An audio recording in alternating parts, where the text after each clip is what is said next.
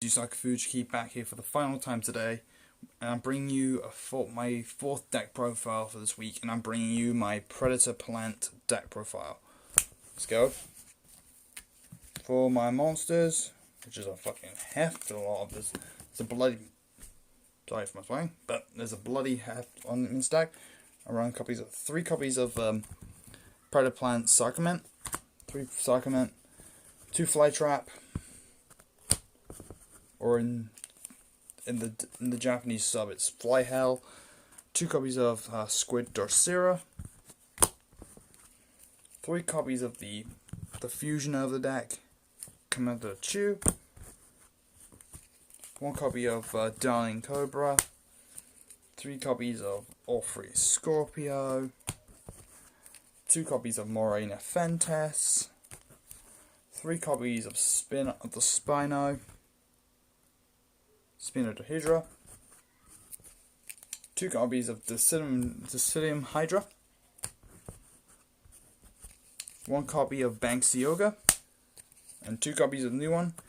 I can't fucking pronounce it. I can't bloody pronounce his name. I'm just gonna call him Hella. Predaplant Hell. It's a Tyran. It's a pterodactyl. For my spells, I run 3 copies of Predaponics. Essentially our monster reborn in this deck, but it's continuous, so it's better. 3 copies of Predaplast, 1 Predapractice, 3 copies of Predapruning, 1 Ultra Polymerization, 3 copies of Polymerization, 1 Dark Eruption, 3 Alert Darkness, and 1 Fusion Recycling Plant. For my traps, I run 2 copies of the new trap card, Predaplanning. For my extra deck, I run 1 copy of Wee Witch's Apprentice, 1 Aromatherapy Jasmine, 1 Black Rose Moonlight Dragon, 3 copies of Starving Venom Fusion Dragon,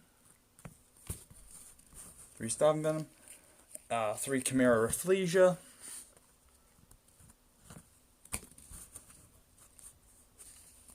3 copies of Greedy Venom Fusion Dragon, and finally 3 copies of Dragostapelia. That's been the deck profile, and sorry for my language. I'm a bit tired, and this is the last deck profile of the day. Ciao!